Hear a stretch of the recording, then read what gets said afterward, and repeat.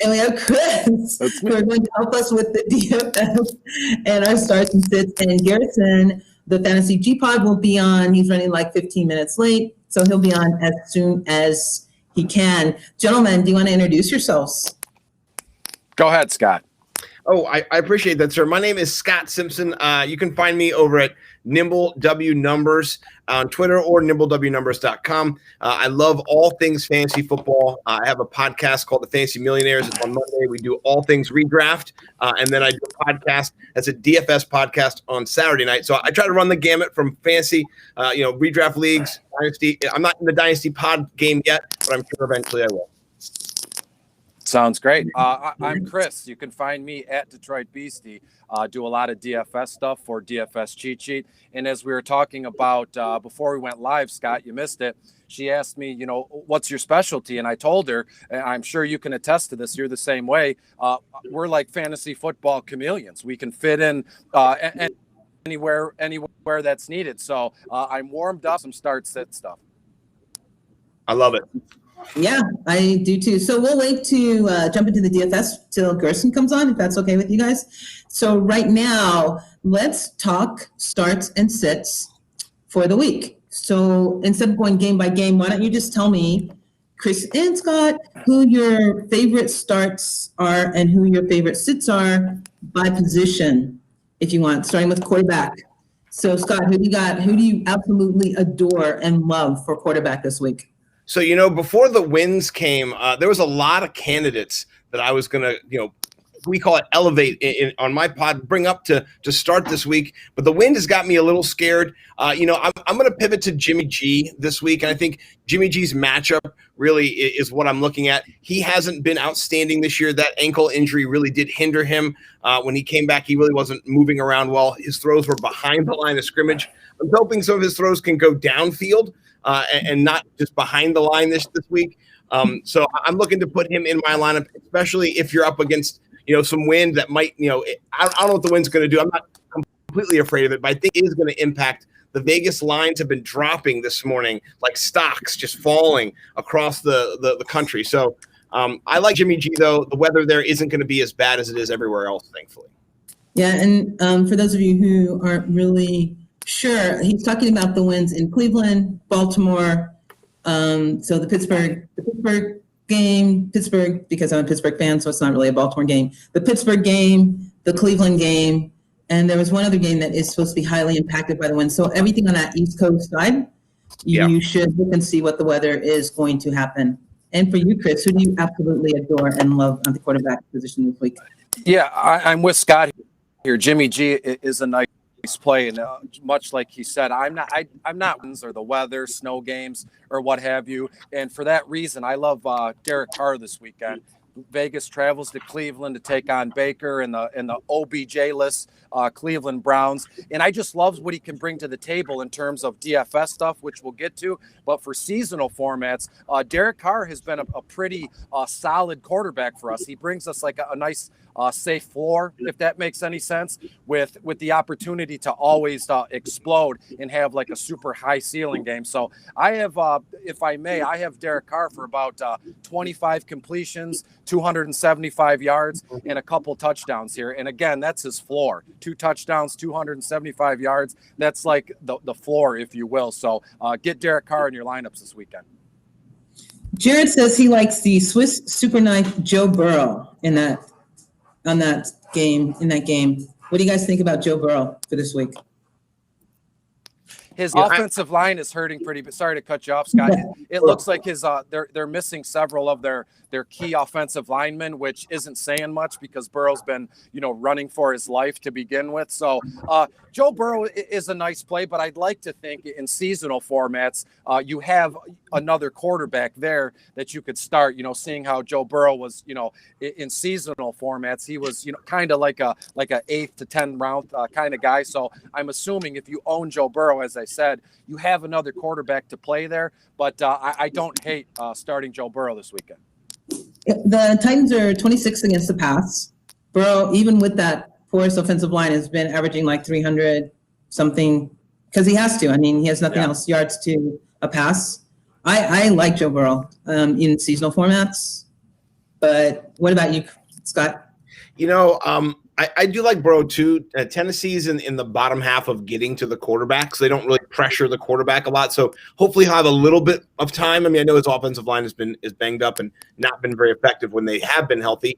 So, but hopefully he does have a little bit more time, maybe half a second, to 3/4 of a second. I mean, it's micro here, but it matters. It matters in the pocket, and so I do like Burrow. The implied team total for them is down almost 4 points this morning. That's the only thing I'm worried about. I'm not going to say don't play Joe Burrow, but hopefully you have Justin Herbert instead. Like Chris said, if you're drafting in those late rounds, maybe you went on another flyer, maybe you're dynasty heavy and you went Herbert. He's somebody who, even though Denver is a staunch defense at times, I think you got to play Herbert today as well. I like the Herbert call. I live out here in Denver, and it's nice. It's no wind. We have no wind. It's going to be about 50 degrees game time, sun out. It's beautiful out here. So I like the Herbert call. So, FYI, it is actually snowing here right outside of Detroit as we speak. It's windy. It's cold, and there are some flurries. So thankfully, the Lions and the Colts, they're in a dome this weekend. I think it'll still impact Phillip Rivers, though. Somehow he will throw an interception and blame the wind or the weather. The lights coming through the dome. Yeah. Scott, you know what's shocking on this? I get into like NFL prop bets, right? And the over under for Phil Rivers interceptions today was 0.5. I mean, you got to take the over. I mean that's a lock. Yeah, and that one, and I think you also got to add in Cole Beasley 3.5 catches today. Over. What? I mean, even with John Brown coming back, he's going to catch 4 balls. Come on, man. I love Cole Beasley. Love him. All right, so let's go. And since we're talking about Cole Beasley, wide receivers, absolutely love wide receivers in their play for weekend DFS. Scott, who do you love?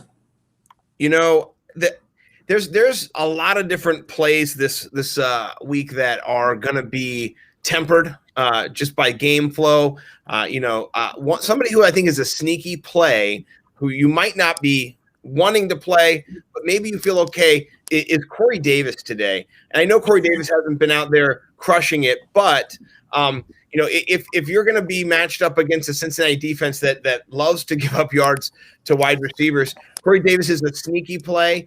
He's not somebody who's going to jump out there at you, but I think DFS mindset sometimes win week to week. You got to win right now at times, and I don't think Corey Davis is somebody who you're going to jump out and go, I have to play him, but you might have to play him, unfortunately. And so I think somebody, he might be somebody today who gets some of those. It's him or Jonnu Smith, because AJ Brown, he's not a secret anymore. They're going to bracket him, they're going to double cover him, so it's going to leave some openings. And last week Jonnu was invisible, so I think Corey Davis is in line to get a little bit of a bump today. Just some adding on to that, Pro Football Focus has Corey Davis being shadowed by LaShawn Sims, who has given up the second most fantasy points to wide receivers that he is shadowing. So he is really not good in that position. So Corey Davis might show up. What about you, Chris? What do you have that you absolutely love wide receiver? Well, come to find out, from last weekend until now, I couldn't get away from like combos, two guys on the same team. And it was kind of like a twinsy kind of week for me in terms of seasonal. I love Tyler Boyd and I love AJ Green this weekend for Cincinnati. If we're saying, start Burrow, if he has just a half a second more, as Scott was saying, Boyd can do some damage. He is now their wide receiver one there. He has to deal with, T. Higgins a little, but I firmly believe Tyler Boyd is going to put up 7 catches, 70, 80 yards, and he will score this weekend. And in terms of AJ Green, nobody's been on him, and rightfully so. He hasn't done much. He's been like a ho-hum, 3-4 receptions, 30, 40 yards, and we call it a day here. So I believe that AJ Green turns back the hands of time this weekend, and we see vintage AJ this weekend, 100 yards and a score. Ooh, I like that. That's saucy. That is pretty bold. 100 yards and a score? Yeah. AJ, yes. Okay, lock it. Chris said it. What's your Twitter handle? At Detroit Beastie. There we go. You guys heard it here first. Jared agrees with you. He said targets. AJ Green lock button. So Dominic wants to know Hasty or DJ Dallas if Carson is out. I thought Chris Carson was in. So here's the thing: we're not going to. Seattle plays at 425, right? Chris Carson, right, as it stands now, is a true 50-50 decision. They're going to work him out pre-game, so 3:30ish, somewhere along those lines, and we won't know until then. I mean, in a perfect world, we would know right now, and then it would be DJ Dallas, and it wouldn't be close to me. But I've been on the rookie Jamal Hasty all week in terms of DFS and seasonal formats. Now, I've had a little bit of pushback because, what are we going to do? Tevin Coleman, it looks to get a ton of work in this one. I don't think it bothers me. Hasn't played in a month. And then Chris is frozen in the Detroit snow. Well, that's what happens sometimes. It does. It gets cold out there. So, who would you pick? Hasty? I'm going to go with DJ Dallas in this because I just don't know if Chris Carson could tweak it at any point. And then, Travis Homer's also nursing an injury too. He's going to play as a third down back. But yeah, if I'm looking for upside, I'm not hoping a Chris Carson injury, but his rugged style of play really doesn't bode well for his injury. So I really do think DJ Dallas has a sneaky little way to get in the back door this week. Sweet. Do we get Chris back? No. Hi. Are you there? He's frozen. He's frozen. He's like Detroit's like so cold. Hi. I'm here. This. It's like Kirk Cousins throwing passes. I almost got it. What? All right, let's see the running back. What running back do you absolutely love? Somebody who I think you might want to take a look at this week is Zach Moss. He's kind of slowly been taking over the ownership in that backfield. And I know that this game is going to be a divisional game, so it's not as easy to predict what's going to happen. But it's cold up there. It's going to be raining and gross and nasty. And so I know Josh Allen can throw the ball through anything. He can. And Stephon Gilmore is out. So I love Diggs in this matchup. I really like Josh Allen still to kind of do what he does. But Zach Moss could come out. If you have you need to, you're on a bye, you have a flex position opening. Zach Moss is somebody who is, I think, worth putting there today. And I think he might get a little bit of passing work. So that dump down work that, Devin Singletary never really seems to get. Are you worried about the regression of Buffalo on their offense? I think they've traveled. They've gone to at least in one of their games. They've gone to some one of the best teams in Kansas City. I mean, the best team. I think so far in Kansas City. The Jets was a letdown game, and I saw that coming. I predicted that coming as a letdown, given the fact that the Jets are so terrible. I think that week for me, I'd be like, the Jets week. Come on. And they really, they kick like 19 field goals.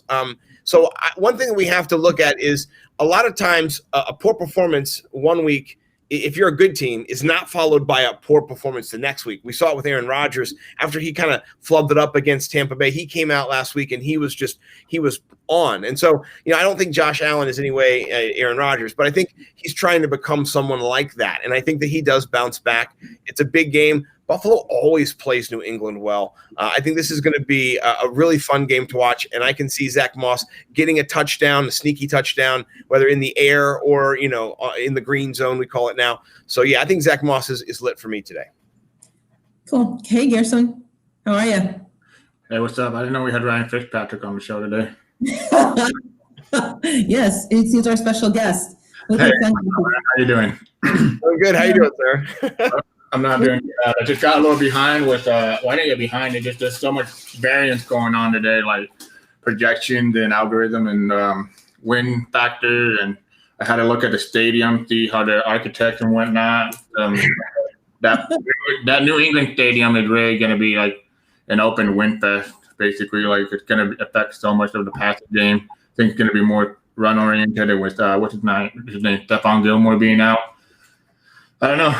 We'll see what Kyle Allen will get. But did we get any DFS questions? We went in on DFS for you, Gerson. We waited for you, my friend. Yeah, sorry. No, you're fine. We were fine. We did good. So on DFS, Okay. Gerson, who is your top picks? At quarterback, I had Derek Carr up there, but then with the wind being really bad, I'm actually going to come off that game, and I'm just going to target the running game on both sides of the ball. I think my number one quarterback, and this is price variance, is Jimmy G. He's in a great spot against the Seattle Seahawks, who have allowed over 2,200 passing yards through 6 games, and that's the most in the history of the NFL through 6 games. So it's kind of crazy. I know, and his wide receivers are cheap: Brandon Ayuk, Kendrick Bourne, and Jimmy Kimmel. What is George Kittle? George Kittle. Yeah. I was thinking, like, I don't even know. George Kittle. Oh, no, I was watching that Jimmy Kimmel Candy show where they steal from the kid. That's hilarious. Yeah. No, so Jimmy Garoppolo is definitely one of my favorite plays. Then the next 2 guys that I really just want to correlate back and forth and just stack that whole game is Ryan Tannehill and Joe Burrow. I'm a little worried about Joe Burrow's 3 offensive linemen out, but he had rushing upside, and last week they did 5 rushing design plays for him, and that's more than what they've done in the past since we started. They've only done like 3 or so. Love Ryan Tannehill. Herbert, and then I know Herbert probably going to be a little bit, he's the shiny toy. Everybody wants to play him, but he had good weapons. Running back was, now I want to butcher his name, Noah Bonham, and then Fant and Judy. Tim Patrick's not going to play, right? He's out? Tim Patrick is out. Okay, yeah. But mostly interested in that. The 3 guys that I'm going to have exposure to, but I'm still going to narrow it down. I think I might eliminate one of these guys because they're very expensive, is Mahomes, Wilson, and Rodgers. I'm for sure going to have Wilson. I will have Wilson every week until that price is just too high. If there's value, I can fit him in and make it work. Rodgers worries me a little bit with I wanted Alan Lazard to play. He's not going to play. So, but Rodgers and Mahomes is just a good stack because Mims, and he's 3,200, really, really cheap. Those are my quarterback. At the running back position, it's very simple. You want to build your core around Kamara, Hunt, Derrick Henry, and then the value plays, which are Jamal Williams, Myles Gaskin. Well, Kareem Hunt is a value play too because he's so cheap. But I also like Jonathan Taylor and Josh Jacob. But a lot of people have been asking me, what about Pirine and Giovanni Bernard? I like Bernard. I don't mind him. Pirine, I'm not too interested in playing any Jets players, but Denzel Mims today. I think Mims is a real I wouldn't be shocked if he's that wide receiver breakout in the late season, kind of like what Odell Beckham and all those guys that, come out of nowhere. Because he's going to get peppered with target. If these Jets receivers keep getting hurt, he's going to get peppered with target. That's my core running back. At wide receiver, as you guys know, I stack my wide receivers with my quarterback. So any of the wide receivers that they have, like Bourne, Brandon Ayuk, let's see, Tyreek Hill, Travis Kelce. Well, Kelce's a tight end, but let's see. Look at my wide receiver exposure. DK Metcalf, Tyler Lockett, all of the Bengals wide receivers. But the guys that I really want to look at if I was one off, it definitely Devontae Adams, my number one wide receiver, and it's not even close. He's probably my number one player overall. I mean, Kamara is a great play. He's 8,200, but if I could get Devontae Adams, it's probably going to get, and this might be a little bit crazy and outlandish to say, but he's going to get like a 40% market share, He's going to get, in that game environment, there's not going to be one cornerback that can stop Devontae Adams in there. So I'm not worried about that. Keenan Allen's a great play. A.J. Brown, love A.J. Brown. I think Adam Thielen's going to get covered by, what's his name, Jair Alexander. So I'm going to go to Jefferson. one wide receiver to keep popping off, and I understand he got a concussion last week with Allen Robinson. That New Orleans Saints secondary hasn't been all that great this year. And I think Robinson at 7,000 is interesting. Marshall Lattimore should be on him, but I like him. Marquise Brown is coming up a lot. Those are my main guys, but as a value wide receiver, you want to play Denzel Mims, Kendrick Bourne, and I hate this guy because I've had a bad taste in my mouth like 2 years ago when he got 0 point. It's Rashard Higgins. He's 4,200, but I don't know. Like I said, I don't really want to play that Raiders game. It's going to be a lot of wind, and it's probably the worst game for weather. But that Green Bay game's coming up too as a bad game for weather. But when you have a talent like Devontae Adams, yeah, you just want to play him. Tight end, very simple. This week is Jonnu Smith. He's my number one tight end, facing Cincinnati Bengals. Worst tight end, one of the best matchups. I like to stack my tight ends, of course, if it meets value. So George Kittle and Kelsey, and I usually don't pay up for tight ends, but you really think about it. Kelsey has Denzel Mims as a cheap option to correlate as a stack, and then George Kittle has he's going to be in your stack with Kendrick Bourne, so it'll be a cheaper stack with Ayuk with Garoppolo, and Garoppolo is cheap, and you can bring it back with one of the Lockett or Metcalf. And then one of my favorite GPP players today is Jimmy Graham in a matchup against the New Orleans Saints. I think people forget that this guy used to play for the New Orleans Saints, since he's been on 3 teams since then. Seattle Seahawks, Bears, yeah. So I like Graham. But like I said, my sit call on the DFS show. Burrow is my favorite cheap tight end. He's 2,800. So I think if he can get me 10 points, I'll be happy. I'm not looking for a 30-point game. But last week I said the same thing for Hunter Bryant, right? And Hunter Bryant went out there and got, I think, 21 points. So I was ecstatic about that. And he was cheap. He was really cheap. On defense, the Bills' defense is coming out a lot. And one of the biggest reasons I was late to the show was because of the defensive projection, believe it or not. But I had to, change up basically the weather implication into it. And the Bills' defense was on a top level. And I can see it now because of the weather. We've seen how erratic Cam Newton been. While I'm not a believer in Cam Newton, I haven't been this whole year. But, at the beginning, he surprised me. But if you tell me a quarterback was going to get you 45 touchdowns in one season rushing, that I would have told you you don't know football. There's no way that pace was going to keep up. I love the Dolphins defense, and the number one defense basically right now is the tight end with all those offensive tackles those linemen being gone. I like the Saints and I like the Packers and the Chiefs defense, of course, but Chiefs defense is really expensive. I'm going to have them, but I'm going to limit my exposure to them. All right. We have 3 DFS questions. Yeah. First one, Jamal Williams or Jonathan Taylor? There's a big difference in price there, but Jamal Williams for value, for the floor, they're about the same to me. But for the ceiling, it's going to be we haven't seen Jonathan Taylor's ceiling. That's the problem. So we can't say he has the ceiling yet. But they're both great players. The person you have the boy crush on? Yeah, I do, but when I have a lot of money on the line, I have to put that aside, All right. What do you have? What do you think, Scott? Jamal Williams, Jonathan Taylor? I think that both are good plays this week for sure. I have them in both my lineups. Some of my lineups I have them RB1, RB2. I like their upside. Both of them, their floors are pretty stable. I think if you're looking for upside though, I think it's got to be Taylor though.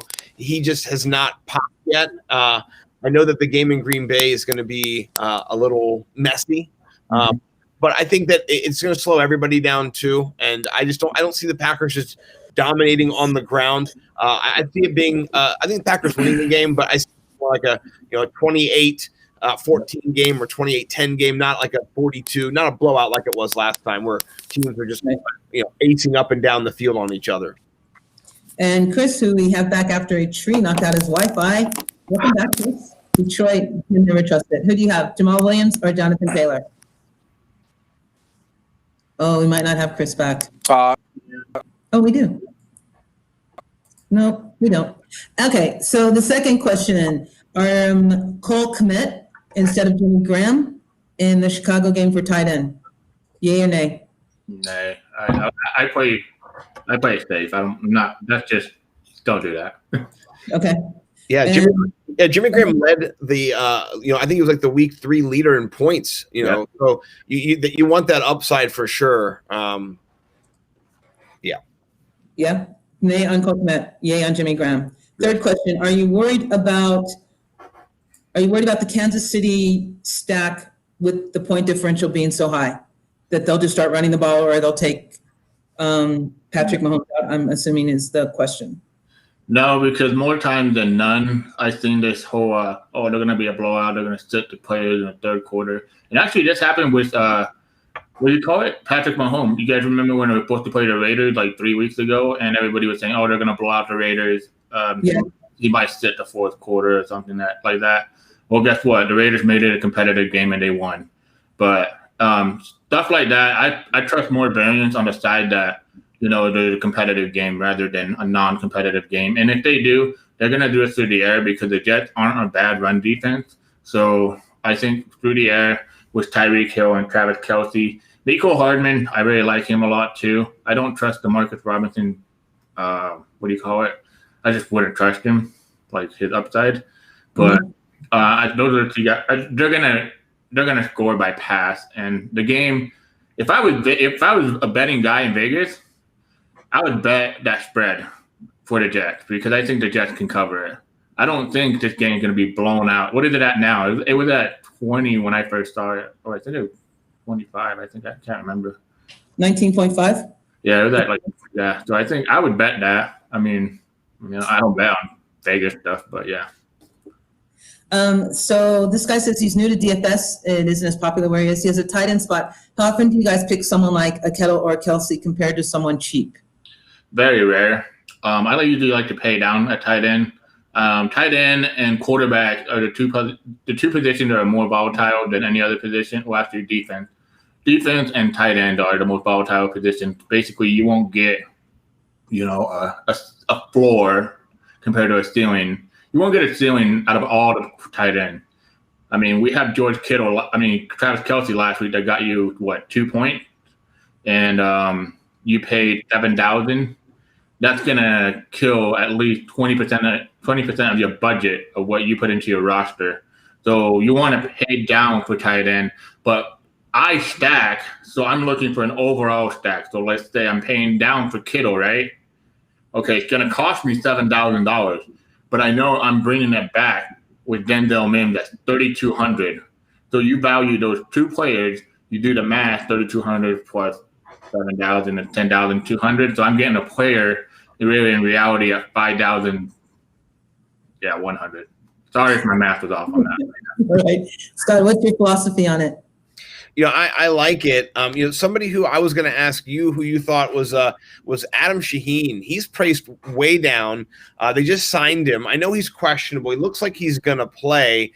Who do you think gets more targets today? Gesicki, Shaheen? I'm actually, I'm not sure. I'm looking for that value at the tight end always. I'm hunting it.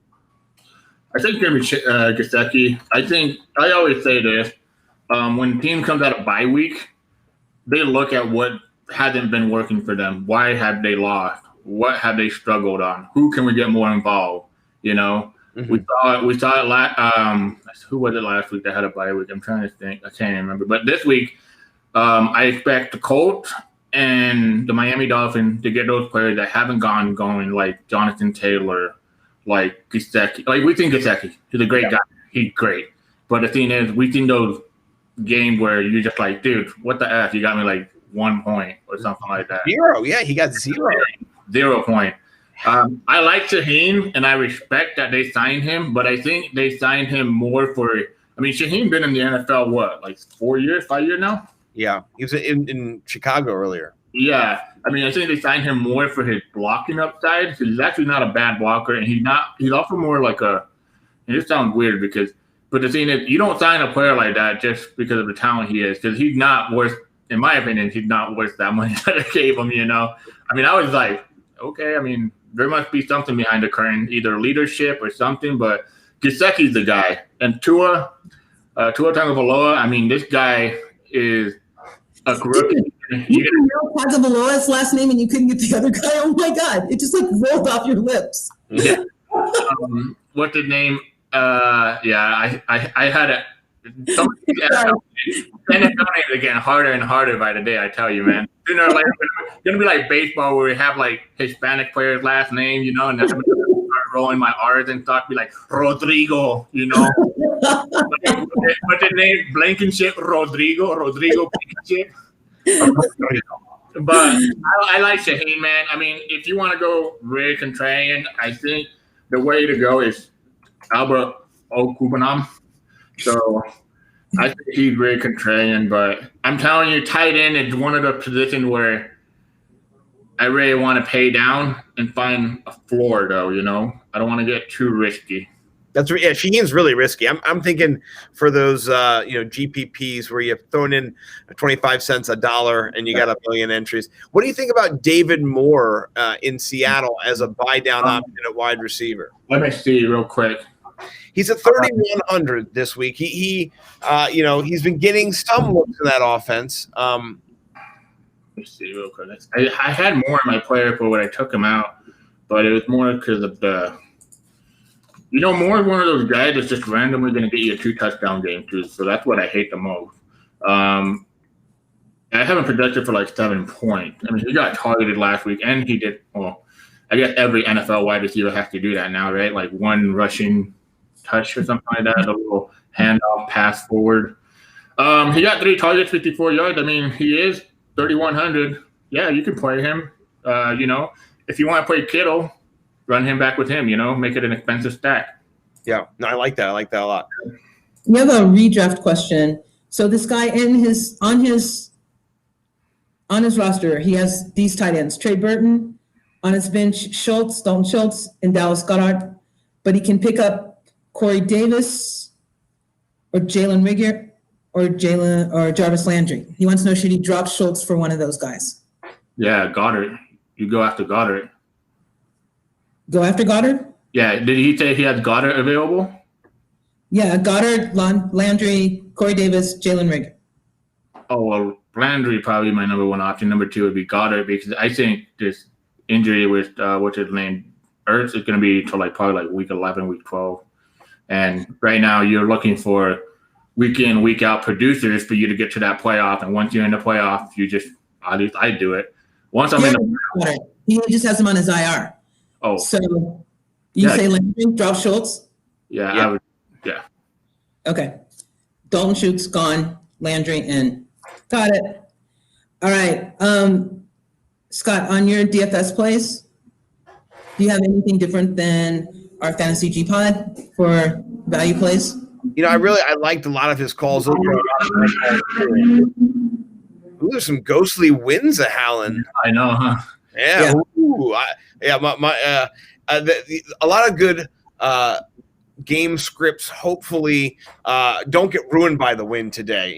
We were talking about, Derek Carr. He was a great play. A lot of price down options that you're thinking, even Joe Burrow, he can sling it. I hope all the winds kind of just died down. I don't know if it's going to happen, but wide receiver wise, there's a lot of different mid-range values. I do like T. Higgins at 5,600.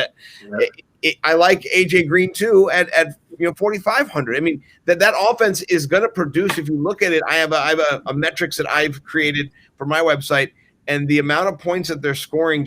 Even last week, Mike Thomas had 7.4 points. There's just points being scored through the air, especially with Mixon out. So I think really any offensive weapon that you can get your hands on. I'm not going to go sample. I don't know. I kind of winced at that. I don't think you're going to go to sample. You've got better, faster, stronger guys you can go to. And so, I think any of those plays are open for me today. Okay, question. Wentz or Tannehill? I'm guessing this is season long, so. I don't know if that's season long. It got to be because Wentz is not on the main plate. I would say Tannehill. Yeah, this is a juicy matchup. I think you have to say Tannehill as well. Okay, next question. Is it better to play Tannehill and Henry as a stack together or Burrow and bring it back with Henry? Wait. Play. Okay. So is it better to play Tannehill and Henry together or put Burrow in and then bring it back with Henry? So he's not stacking Tannehill and Henry. He's going to put Burrow in and use Henry too. I don't stack my quarterback with running back, so I stack my quarterback with wide receivers and tight end. The reason why I do that is because if you're going to get a high-scoring game, more than likely you're going to get it by the air. You're going to want to have Henry. If his question, if it were me to do it, I wouldn't do it that way. But if I had to pick, I would start Burrow and bring it back with Henry because we've seen those games where Henry has a 92-yard touchdown. A lot of people just think, oh, well, he needs a 92-yard touchdown. Like, dude, if he gets a 92-yard touchdown, that's coming right back to, let's say, Joe Burrow, and he has to score now. The pressure's on him. So, yeah, go ahead, Scott. I agree. I agree completely. And I think what you see in the situation where he's trying to do the run back with the quarterback, running back, it's interesting. A lot of times you'll run it back with a stack. So, if you're stacking this game, you might go Tannehill, A.J. Brown, Joe Burrow and A.J. Green, and then run it back, with Derrick Henry, and then have that back, so that you're thinking that game flow is going to be a lot of points being scored. And one thing that is mentioned when you run for those 94-yard touchdowns, you take no time off the clock. It's like 7 seconds, 8 seconds, whatever's off the clock, and then the offense is the whole game just starts picking up. So I do like that. For this week, Hunt or Taylor? Hunt. Oh yeah. How's that an either or question? That's so scary. It's just value. You have to look at value. Hunt is like undervalued. He should be like $1,200 or more. Yes. Oh, so if it's this week, isn't that redraft? Well, I don't know if it would even in redraft. I would still do Hunt. Yeah. This is the same guy, the Wentz or Tannehill question. Yeah, I would do Hunt. Okay, Hunt. It is Hunt across the board, other than Jonathan Taylor. I love Jonathan Taylor. He's a good player this week, but I'm just not gonna. Hunt is on another level right now. He's an elite player this week. Yeah, and he gets all the red zone touchdown passes. You know what I mean? He's got touchdowns so far, receiving touchdowns. That's what you want. He's on the field everywhere. He lines up in the backfield, and they'll move him over to the slot, and then he'll run down to the Y. That's what you want. Go ahead, G. No, you're good. He's getting almost 22 opportunities per game. You want opportunity, and like I said, I think this is going to be a big weather issue. So I think both teams are going to try to either play defense and run the ball, or we're going to get a lot of interception by Baker and Derek Carr. Well, here's the thing too, is that if they are slinging it all over the field, and that is going to open up some opportunities for some running in touchdowns. Like you see those interceptions and return to the 6 or the 5 or the 10, and if they're going to do that, then they're going to get Kareem Hunt on the 7. Or they're going to get Josh Jacobs on the 15. And then that just sets up a scoring fest. So, I mean, either way, I hope this game does pop. There's so many fun games. We're less than an hour away from football, guys. I'm oh my goodness. I'm just getting the signals.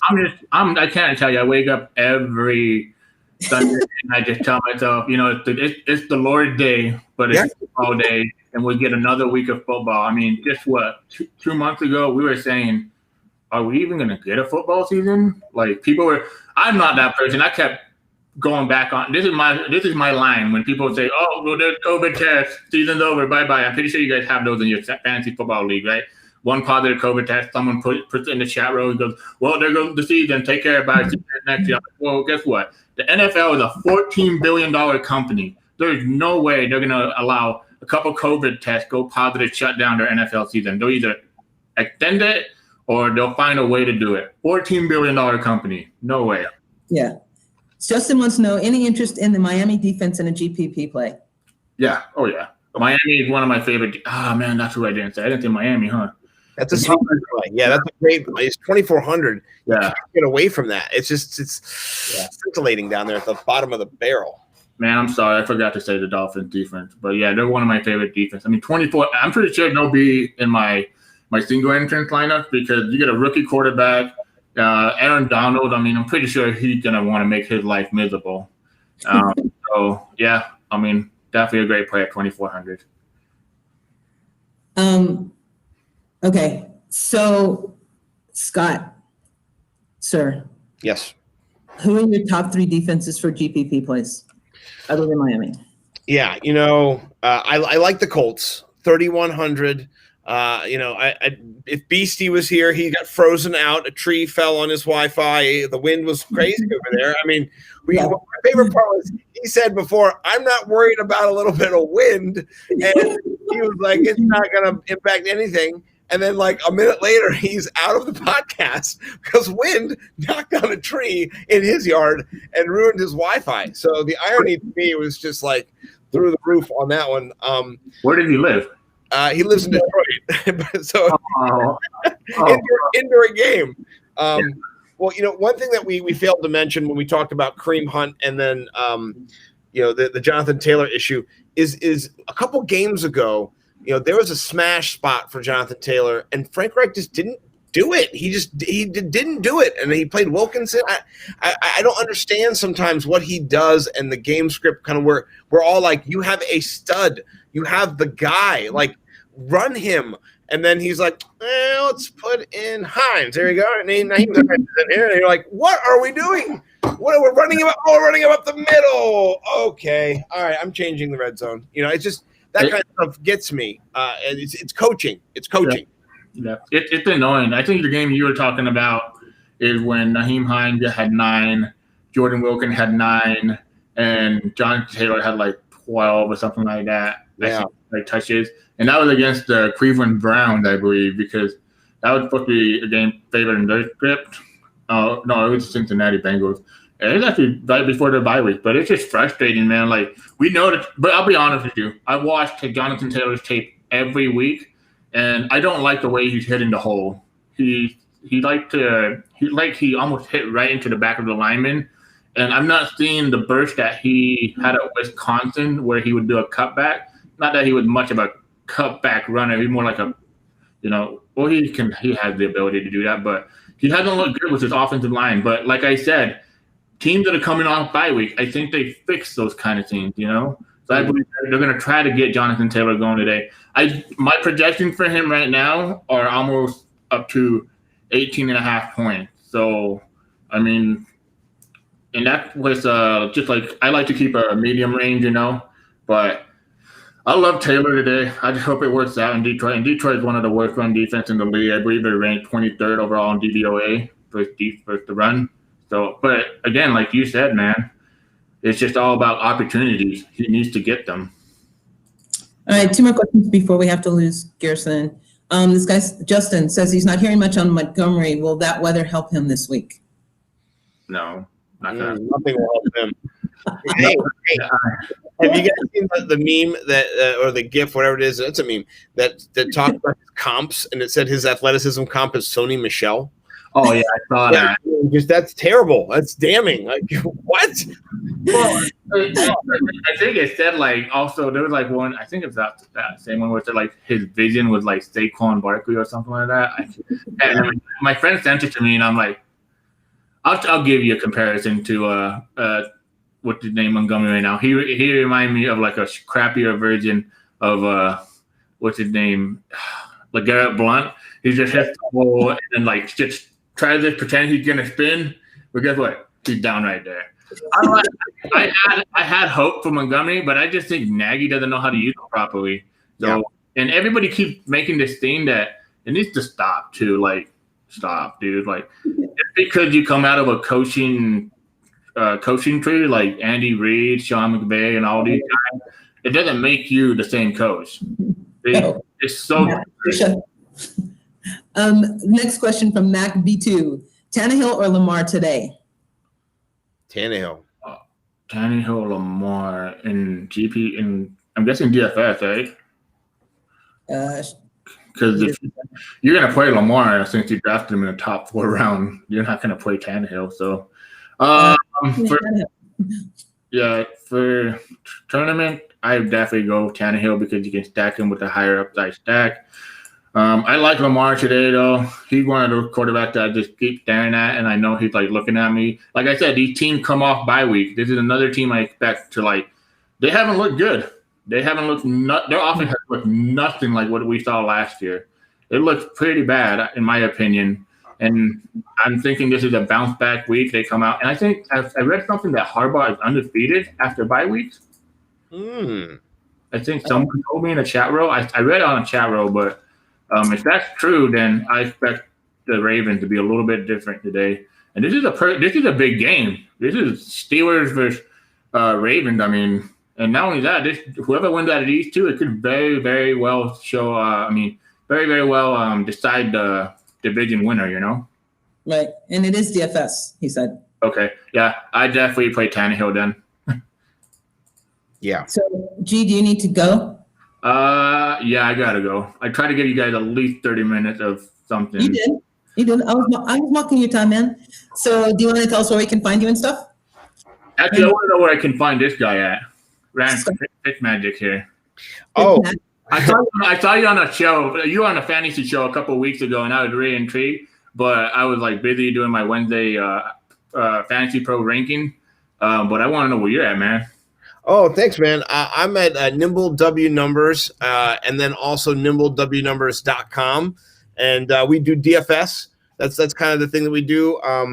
I was fortunate enough in week 2 to win $5K in a 50-cent entry. I did 5 lineups, and I missed out on 10K by 0.6. I was neck and neck, back and forth, and I think I scored 251. It was incredible. So I'm just, 251 points. And if I would have won the Millie Maker that week, if I would have put that lineup in the Millie Maker, man, yeah, I double stacked my tight ends. I had Higbee and I had Jordan Reed at 2,600. I think Jordan Reed was, and it's exactly what I wanted. This is what I wanted to do, is to do DFS, and you'd hope to win. It's not, and so we got a little win under the belt over at Nimble. I got a guy named Bo McBigtime who writes for me. If you've seen Bo Knows stuff out there, that's my guy. He's killing it in the DFS world too. So you can check out both of our stuff. He does the writing over there. I do the DFS tool that I've created that people can play with all the data. I put all the data from DraftKings in there, the pricing. There's a value tool that I normally update. It's not working right now, but all the points for everybody for the whole year. You can look in per position, value, and average, and all that kind of good stuff. So that's awesome. Yeah, I'll check you out, man, for sure. I've seen the tool. I just followed you. Awesome. Yeah. I'm doing so many things right now. Like I got to upload the Fantasy Pros ranking and do my rosters. I got to do I think I have 700 rosters to do. So Scott, Justin wants to know the site that you're on, that you're talking about. My website? Oh, it's NimbleWNumbers.com. Thank you. All right. You can find me at the Fantasy G Pod on Twitter, and then the DFS Roundtable group on Facebook. And when Tuesday I do the Waiver Wire show, Friday I do the DFS show with Jeff and Tim. Good luck to everybody. I hope you guys kick ass. Win your weekly matchup in DFS, in season long, and someone win $1 million out there and donate at least a couple grand to me. I'm just kidding. Just keep it, have fun with it. Peace out, guys. Bye, G. Thanks.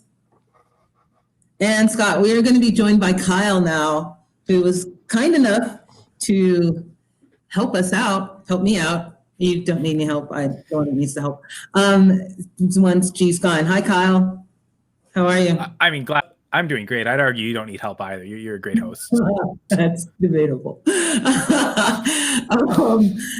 Kyle does the Monday night wrap-up show with us, with Going for Two Live also. Kyle, we were just talking about DFS, but we can go back to redraft if you like. And can you tell me your favorite quarterback, running back, and wide receiver tight ends for this week in redraft? Well, I know maybe one common thing that's being talked about is a Jets game. Oh, the Chiefs are favored by so much. Yes. I've heard people kind of afraid to Patrick Mahomes. I actually have him at my number one quarterback, just with the knowledge of Mahomes in first could maybe outscore every other quarterback. He could maybe do that a half, right? Like we've seen that before, where Chiefs offense in one quarter suddenly puts on 5-6 touchdowns, and before you know it, 5-6 touchdowns, and then he gets benched after, or not benched, but gets pulled, right? So I've got no fear with Mahomes. So number one for quarterbacks, I think wide receivers, it's Adams, just because we've seen him exploit the Vikings before. Even if the weather doesn't cooperate, I trust Matt LaFleur to maybe set up some shorter routes for Adams to win with, and he could rack up the receptions that way and always be a red zone threat. At running back, as much as I'm tempted to say Henry, I think I still have Kamara, just knowing that the Saints don't really have options, and the best way to beat the Bears defense, it seems like it's over the middle, whether it's through tight ends or the running back outfield. So a lot of targets for Kamara and Jared Cook, and if Kamara can add some touchdowns, I guess he gets that upside. And tight end, I'll stick with the same thing, Travis Kelce. As much as they may not need him to do much, I think he could so easily score against the Jets multiple times. Mm-hmm. Yeah, it could be like a touchdown performance by Kelce. That I could definitely see that happening. That helicopter landing right there, and Kelce jumping off with the touchdown into a McDonald's commercial. No one's worried about the 19.5 differential. Is that what I'm hearing from you guys? Like I'm worried that they're going to sit people because Le'Veon Bell is going to be the bell cow. One, because he's playing against his old team, and I can just see Andy Reid going, show Adam Gase what he's missing, but it's 19.5 points. Why would you keep Patrick Mahomes out there if that game script works out? Why would you keep Patrick Mahomes out there in a chance of getting injured in a year where everyone is going down with injuries? Well, I mean, I think if you drafted Patrick Mahomes, you're starting Patrick Mahomes. I mean, that's just what you're doing. I have him in 3 leagues. I'm starting him. Yeah. I mean, I think it does cap his upside. He's not going to be in a gunslinging battle where he has to go, 40 pass attempts. He's not going to have to do that. But I just think the efficiency of who he's throwing to, Tyreek Hill, Travis Kelce. I'm sure he's going to throw the ball to Lev Bell too. They're going to do some screens. I love screens with Lev Bell. It's one of his, they can do that. I think Mahomes gets you 30, and then maybe they rest him after that. So, but for DFS, he's not terrible, but I'm not going to be favoring him in my DFS builds either, though. Okay, Nick wants and I think the reason. I'm sorry. Nick wants to know Tyler Lockett or Tyreek Hill, though. Which one would you choose? I think I'd go Hill. Even if it's 3/4 of Hill, might be outscore Tyler Lockett against still a defense. I know they've lost some pieces, but that unit could still perform well. Yeah, no, I agree. I think that KC is a well-oiled machine against the Jets, and Tyreek Hill is just his touchdown like last week. It's just they give him the ball in the red zone, in the green zone, in the zone. They give him the ball wherever they can, and if it's not Kelce, it's Tyreek Hill. So I think both those guys are going to get some points today for sure. Cool. All right. So we want everyone to get their lineups in with all the information that they have. And I know that Scott needs to get his lineups in with all the information that he has because he has lots of information. So Scott, once again, can you tell people where they can find you before you have to go? Sure. Yeah. Go ahead. Sorry. On Twitter, you can find me at Nimble W Numbers. It's Nimble with numbers, but you don't have enough character space to actually write with. So it's implicit, but and then also online you can find me at nimblewnumbers.com. I have a DFS website that I have.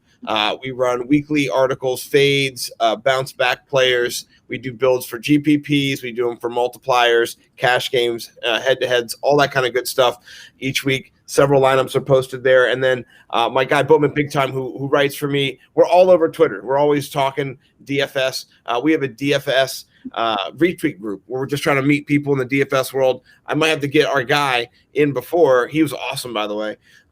His research was just awesome. So, but yeah, so that's where you guys can find me. And I do a regular, good old just redraft fantasy podcast on Monday night called the Fantasy Football Millionaires.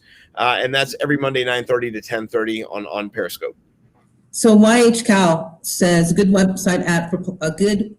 a good website app for player stats that he could use for his own research for fantasy and DFS? I would suggest not only going for two, because there's so many different writers that do so many different things and they will give you stats, but also Scott's has a, a diagram that I looked at once, and it has so many numbers on it, and so it's daunting. It's a DFS scoring tool, and what you can do is you can go sort it by week to see how players performed. You have the total in each player position, the average, the trends. You can sort it by team to see where the value is in each team as teams progress over the year. There's change in how the targets get distributed, injuries, things like that. So I'm a numbers guy. My wife made fun of me when I told her I was nimble with numbers. She's like, that's the stupidest thing I've ever heard. And I said, well, it's a teaching program. I'm a teacher. It's a math program for kids who need support, helping them understand numbers. And so it wasn't a dig at the community or anything like that need help. But, my personality doesn't scream nerd. And so I wanted to make nerds cool again.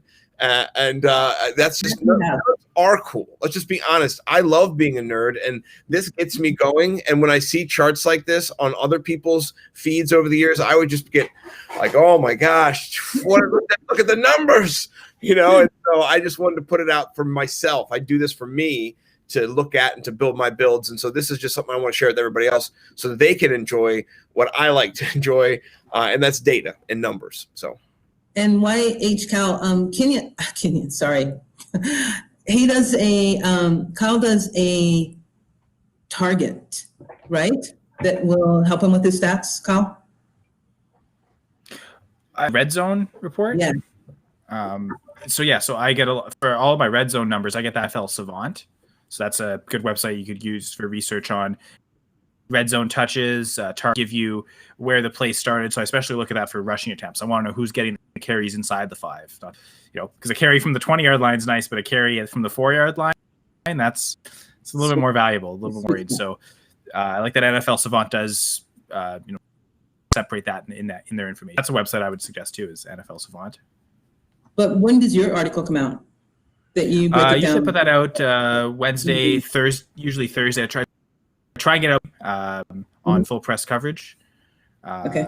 So full press coverage on the main full press. There's a fantasy section in that. The newest updated red zone report should always appear there. And Nick wants to know the last question. He said, Mims or Bourne tonight or today? Tonight. Mims or Bourne? What do you got, Scott? For upside, I'm going to go Mims because I don't think there's anybody else that they can throw the football to. And I don't think Chris Herndon, he's not playing, right? I mean, he's playing, but he's not playing. So, you don't have to worry about Chris Herndon. So, yeah, I do think Denzel Mims, he was touted earlier as a breakout. I do think he does come out this game, and if he catches a touchdown, he's going to max out either in DFS or if you're hurting for somebody in a redraft and it's a bye week pickup that you got. I think it's a good play. Kyle, what do you got? Actually, a Bourne. I disagree. I do like Bourne ceiling against the Seahawks. That defense seems to funnel so much production to pass catchers. Deebo Samuel being out, I think, is the key there. If Samuel was in, I probably wouldn't give Bourne upside, but I think with Samuel out, it'll be, I expect Bourne will be one of the top 3 target team, and Brandon Ayuk. With the Bourne, there's PFF says that Bourne will probably be shadowed by Shaquille Griffin, who has allowed the 4th most receiving yards and the most receiving touchdowns in his coverage. But I'm pretty sure you could say that about almost any guy in Seattle's secondary. So, there's that. And then Ryan wants to know: Do you think Dallas Goedert's going to be playing, or will he be under a snap count? I'm going to say snap count if he plays. What do you say? What say you, Scott? On your way out, what say you, my friend? I would love to play him. I have him on both of my big money leags, and I've been hiding him on the bench since he's been hurt. And I just can't pull the trigger, though. I've got Jonnu Smith. I'm going to go with him. I know people have, as my wife calls him, Hockenhaus on their teams as well. Maybe going to play him over him. My wife's cute, by the way, when she says to me, I'm not playing Hockenhaus this week. And I go, no one is. No one is. All right, guys, I got to go. Thank you guys so much. This has been awesome. Thank you so much. Yeah. Awesome. See you guys. Bye. Bye. Kyle, what do you have? Do you think Dallas is going to play? Yeah, I do think he will play. Snap count, I know they've got snap counted pretty high, like 50%, 75%. just they're so in need of pass catchers. Even Dallas Goedert playing 50% of the snaps is probably worth playing tight ends, I think. He mentioned Jonnu Smith. Definitely not. I mean, honestly, Smith ranked higher than Goddard anyway. So, in a week where Goddard was coming in fully healthy, I'd still favor Smith. Guys like, Jared Cook against the Bears, I think he should get enough targets. Rob Gronkowski, those are all plays that are, I think definitely above Goddard. But once you get past that group, Richard Rodgers, for instance, I mean, we're just deciding between Eagles tight ends. I think that Rodgers is still a really good play, even if Goddard does play, because the Eagles have shown that even the number 2 tight end in that offense gets enough work. So I've got Rodgers going in a couple leagues, and I was a little scared when I first heard about Goddard coming in, but then thought about it. The number 2 tight end there is still going to be viable, and I kind of expect lean to Goddard be on a snap count, but it still won't affect the production of Richard Rodgers. AJ Green or Tyler Boyd on FanDuel? AJ Green or Tyler Boyd? Oh, I don't really know FanDuel, so I'd have to quickly look that up. I know FanDuel, I believe, is non-PPR, so that Tyler Boyd slightly. I'm just going to look that up real quick, just because the one thing with Boyd is he's been getting so many red zone targets that there's a good touchdown upside there with him. So I might still favor him if the pricing isn't that much different. Boyd is at 6,400 on FanDuel, and Green is significantly less. Okay. I would go Boyd on FanDuel, but I mean, AJ Green's getting a lot of targets, and it depends on who's shadowing Green, and I can't remember the guy's name, whether he's in or out or not. 5,800 for Green to 64. So if it's close, I probably would also lean Boyd. He is the number 1 receiver there most weeks, and I think the touchdown upside kind of go with Boyd because he has been getting a lot of red zone targets. I don't understand this question, but can you all recommend me one player that you think will score a touchdown? I think we're all kind of. I think that might be like a bet, right? Okay, a lot of players are over under half a touchdown. So who's the most likely to score one? Mm-hmm. I might almost say Le'Veon Bell. Like that does seem like it's the one area where Edwards-Helaire has been struggling is in the red zone, especially at the goal. You got to think that they're going to want to let Bell score against the Jets. Yeah, I have in the very limited amount of DFS that I play, I have Le'Veon Bell in almost every. I just think that they're going to go, hey, this is your old team, and it's a 19.5 point. The game script goes, go ahead, Le'Veon, score some touchdowns on them. I just think that's how it's going to be. I more DraftKings and Yahoo for DFS. In both sites, I love his price, especially in DraftKings because he's at 5,000. So it's kind of a locked in, kind of no brainer in DraftKings. Yahoo, he's right around Michael Hasty is, and a few of those. Like I think Gio Bernard's only $1 more. He's a little I think Yahoo's a bit more questioning. I still really like him there, but yeah, DraftKings, Bell's a smash. It should be in almost. I think he's a smash. So we are at the end, but Kyle, I so appreciate you coming on to help and let people know where they can find you and look at your targets. Yeah, so I'm at Senra Says. I know now my pinned tweet is a thread of all about the fantasy content I was involved in this week. So yeah, I got my Reds report. To do the full press fantasy pod as well at FPC_fantasy pod. So episodes up there. I also co-press Packers pod. Latest episodes up there as well at FPC_Packers. As says. So if anyone wants to follow along. And again, Gladys, thanks a lot. I'm looking forward to speaking with you tomorrow night on Monday night. Yes, tomorrow night. And I am GL, also known as Never Enough GLT. You can find me tomorrow night with Kyle and Dan on Going for Two Live Monday wrap up here Sunday mornings. And then on Thursday, I do a sit and start for Going for Two, as well as a couple of other articles. If you have any questions, just tweet me, and I will answer as much as I can. Thank you again, Kyle. I so appreciate you. I will see you tomorrow. Everyone, good luck today. Win lots and lots of money. Win your fantasy unless I'm playing you. And we will see you later. Bye, guys.